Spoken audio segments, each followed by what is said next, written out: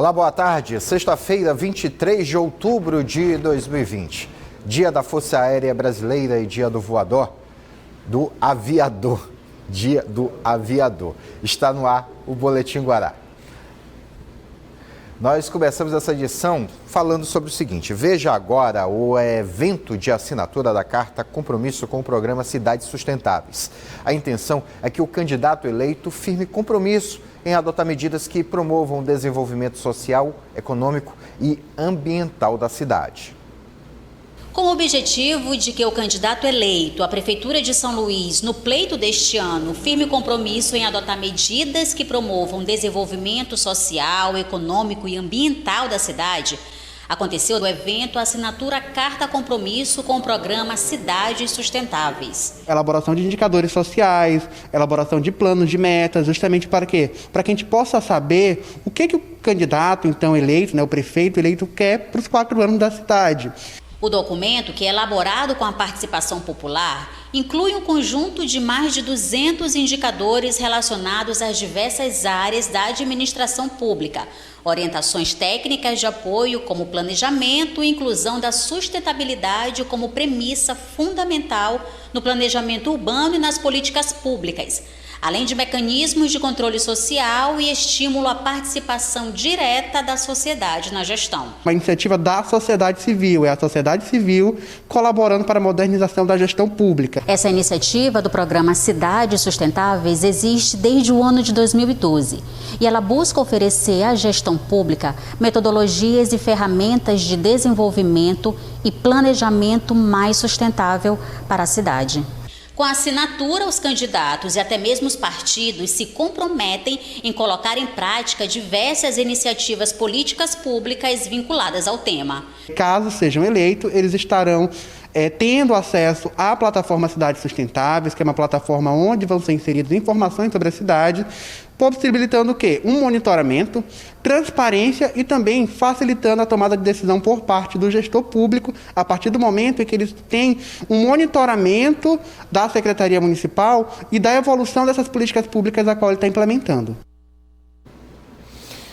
Agora vamos falar que o Tribunal Regional Eleitoral do Maranhão publicou resolução que regulamenta o julgamento dos recursos eleitorais em registro de candidatura, representações, reclamações e pedidos de direito de resposta nas sessões por videoconferência durante o período eleitoral.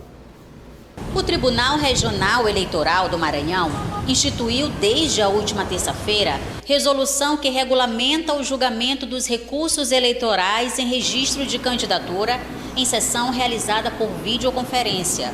Os gabinetes dos membros do Tribunal Regional Eleitoral do Maranhão têm até às 18 horas para enviar à nossa Secretaria Judiciária a lista de processos que serão julgados na sessão matutina do dia seguinte. Se por acaso a sessão for no turno vespertino, ou, portanto, às 15 horas, que geralmente às 15 horas, os gabinetes têm até às 11 horas do dia da sessão vespertina para enviar à Secretaria Judiciária essa relação de processos de registro de candidatura, dos processos de eleição que serão julgados na sessão. De acordo com essa resolução, os processos não precisarão de publicação de pauta apenas no Diário da Justiça Eletrônico. Mas agora, no próprio sistema do TRE, tem uma lista contendo a relação dos processos a serem julgados por data de sessão, onde os candidatos ou advogados vão poder acessar por meio de um link, a fim de fazerem a sustentação oral por videoconferência. Que chamava a publicação do mural para que os advogados tivessem acesso à lista de processos que seriam julgados de registro de candidatura ou mesmo de propaganda.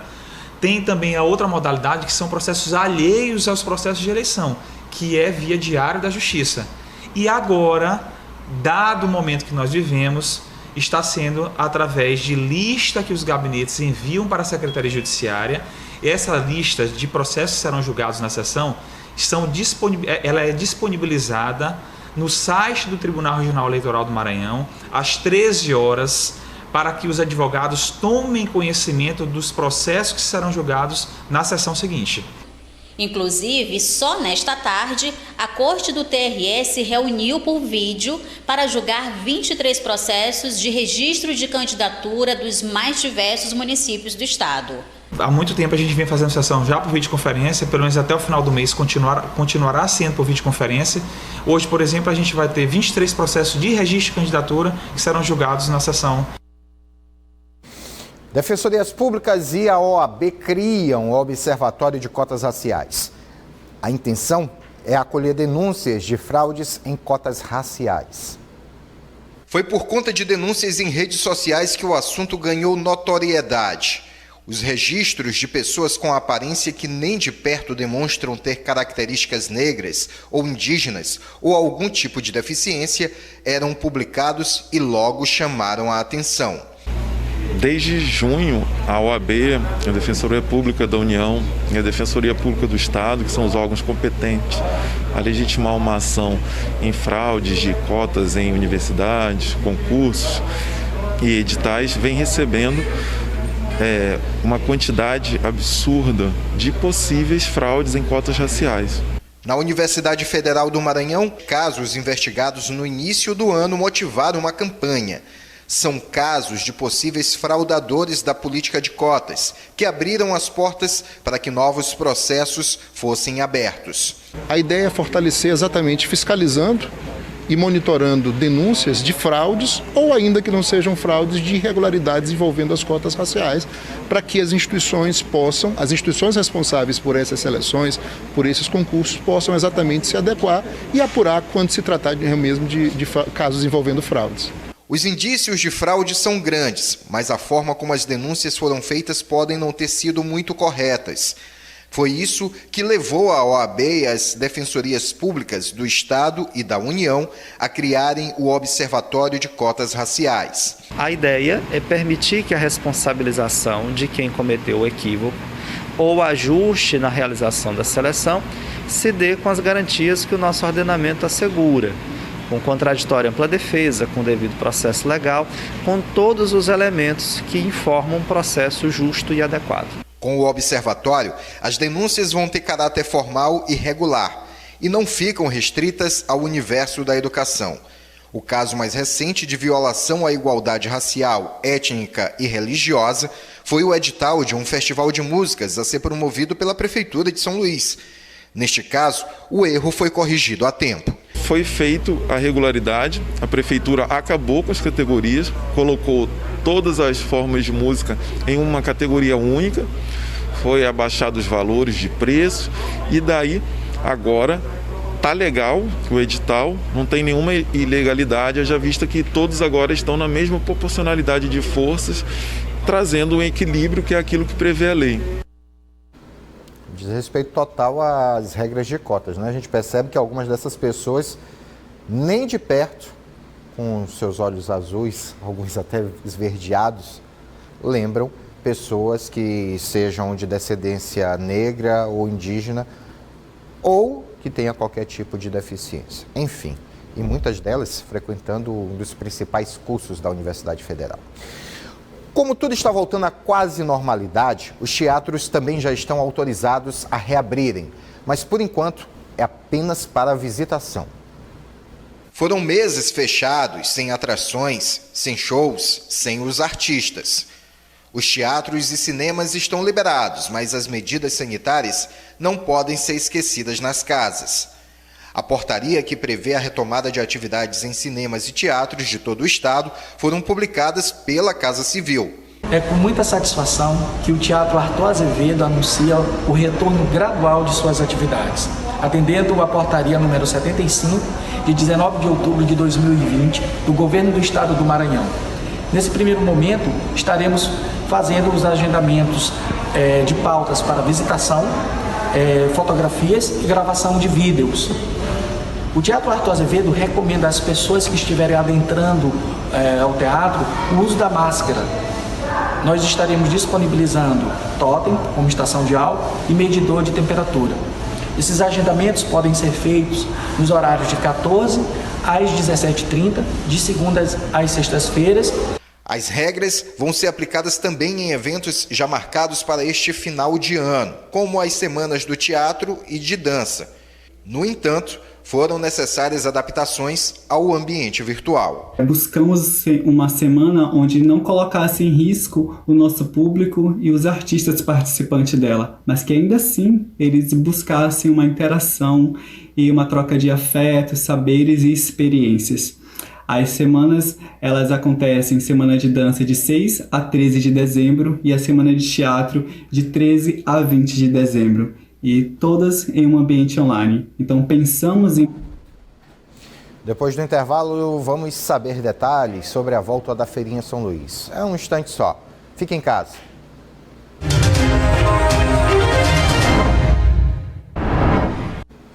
De volta ao Boletim Guará. A Feirinha São Luís, que acontece na Praça Benedito Leite, vai retornar suas atividades neste domingo. Para dar mais informações sobre esse retorno, vamos conversar com o secretário da Secretaria Municipal de Agricultura, Pesca e Abastecimento, a CEMAPA, Emerson Macedo. Secretário, seja muito bem-vindo ao nosso programa. Boa tarde, João. Boa tarde a todos os telespectadores da Guará.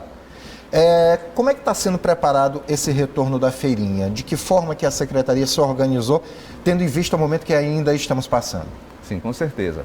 A Secretaria tomou todo o cuidado, a Prefeitura de São Luís, através da CEMAPA, para que de fato a feirinha retomasse com muita qualidade, Então a gente teve a preocupação com o distanciamento social, diminuição do número de permissionários, também diminuição do horário e uma atenção especial quanto às atividades culturais que vão ser ofertadas ao público na praça. Então, dentre as atividades que vão estar funcionando por lá, que tipo de atividades pode se encontrar? Porque a gente encontrava diversas, venda de alimentos, artesanato, pessoal sempre muito junto ali. Vai ter todos esses, só que em número reduzido, ou teve alguma opção por algum tipo? Não, a feirinha ela é um programa diversificado e nós mantivemos essa característica. Então, todos os segmentos que eram contemplados, eles continuam sendo contemplados, só que em menor número. Então, agroecológicos, artesanato, alimentação, gastronomia, todos estão contemplados. Nós temos um total de 123 permissionários, ela vai funcionar com 60 permissionários nessa primeira edição. Antes ela era uma estrutura maior que ficava ali ao entorno da praça, também com a rua bloqueada, e agora ela fica realmente restrita ao perímetro da Praça Benedito Leite. E é bom que a gente frise aqui, João, que essa restrição ao perímetro, ela observou um cuidado muito grande com o paisagismo. Então, todos os canteiros, eles vão estar protegidos com disciplinadores, assim também como o entorno da praça. A gente vai ter uma entrada única, para que de fato o fluxo ele seja controlado. Nós temos o efetivo de bombeiros civis, que a Prefeitura de São Luís contratou também para aferir temperatura e fazer a observação da utilização de máscara e do distanciamento social. Importante isso que o senhor falou, porque é uma das coisas que a gente batia muito em relação ao prejuízo que o paisagismo da praça tinha. Essa preocupação é muito importante, muito relevante. Agora, que tipo de medida está sendo adotada também para que os permissionários eles possam comercializar os seus produtos? Está sendo exigido deles os cuidados necessários quanto à higienização, disponibilidade de álcool em gel, materiais que possam evitar qualquer tipo de contato entre as pessoas? Sim, com certeza. Todo o protocolo de combate à Covid, ele foi adotado nessa retomada. Então, os permissionários, eles foram orientados, à utilização de máscara, asepsia das mãos, utilização de álcool em gel e também a manter o distanciamento. Como eu falei, nós diminuímos a quantidade de barracas, mantemos a diversidade e a gente proporciona assim um distanciamento entre as barracas. Todo mundo que frequenta a feirinha sabe muito bem como ela era plotada ali na praça, então havia alguns espaços onde não havia barraca. Agora ela vai estar totalmente coberta de barraca, porque apesar de ter diminuído a quantidade, mas você teve que aumentar o distanciamento. Então hoje a gente tem essa característica.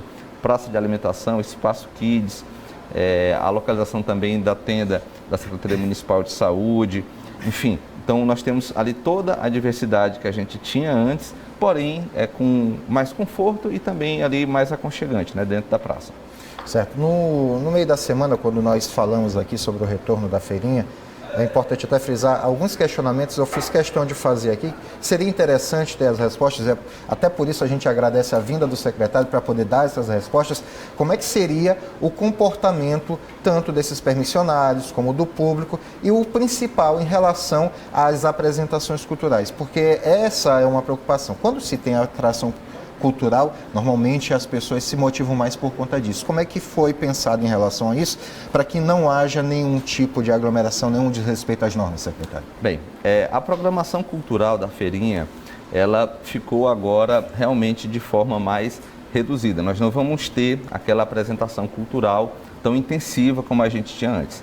Como eu falei no início, a praça, a feirinha vai estar restrita à praça, nós não vamos ter aquele palco que bloqueava a rua lateral à feirinha, né, a Praça Benedito Leite, e o palco ele fica centralizado agora ali na Benedito Leite mesmo, para que realmente você tenha dentro da praça de alimentação um som ao vivo, que é justamente a atração cultural do projeto Arte na Praça, né? Então a gente entende que esse novo formato da apresentação cultural, ele também já vai contribuir. Em relação à postura que a gente espera das pessoas que frequentam a feirinha, é realmente que elas vão com muita tranquilidade, não precisa ir em grandes grupos, apenas o grupo normal que sempre vai, mantendo o distanciamento social, utilizando máscara. É bom que se frise isso, João. Quem não tiver de máscara, apesar de ser um espaço aberto, não vai poder adentrar o perímetro da praça. Nós vamos ter uma entrada única, toda a praça ela vai estar cercada com disciplinadores, para que de fato a gente possa controlar o fluxo dentro. Nós vamos aferir a temperatura também dos frequentadores da feira, para que a gente possa realmente manter ali um padrão do que se espera nos eventos que estão sendo promovidos agora durante o período da pandemia. Tá certo. É importante frisar, gente, que não se trata apenas da realização de uma atividade que é desenvolvida pela Prefeitura Municipal de São Luís, através da CEMAPA, parcerias. Mas, acima de tudo, a retomada de uma atividade comercial. Ali tem pessoas que tiram seu sustento também. Então, secretário, a gente agradece a sua presença. Fica o convite, então, para as pessoas, as famílias comparecerem à feirinha no domingo, né? Sim, com certeza, né? Fica aqui o convite para que todos frequentem a feirinha com muita tranquilidade, com muita segurança e como você frisou, né? É realmente um grande gesto que a gestão do prefeito Edivaldo Holanda faz para a retomada das atividades econômicas e empreendedoras no centro, que era uma demanda muito grande deles, né? Todos os permissionários, enfim, um clamor da sociedade à volta da feirinha. Tá certo, secretário, mais uma vez muito obrigado, boa tarde. Obrigado, João, obrigado a todos. Depois do intervalo, nós voltamos com mais Boletim Guará. Um instante só, fique em casa.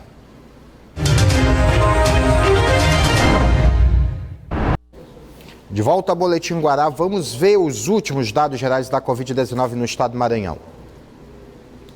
Temos 182.944 casos confirmados da doença, 175.774 pessoas se recuperaram, 3.968 óbitos registrados, 3.202 casos ainda ativos. Novos casos, ontem tivemos 463, 61 na Ilha de São Luís, 96 na cidade de Imperatriz, 306 nas demais regiões do estado. E com essa notícia, o Boletim Guará de hoje fica por aqui. Mais notícias você acompanha ao longo da nossa programação e no Jornal da Guará logo mais à noite. Vem aí o horário eleitoral gratuito. E em seguida, Danilo Quixaba com o Fazemos Qualquer Negócio. A todos, uma boa tarde, ótimo final de semana. Paz e bem.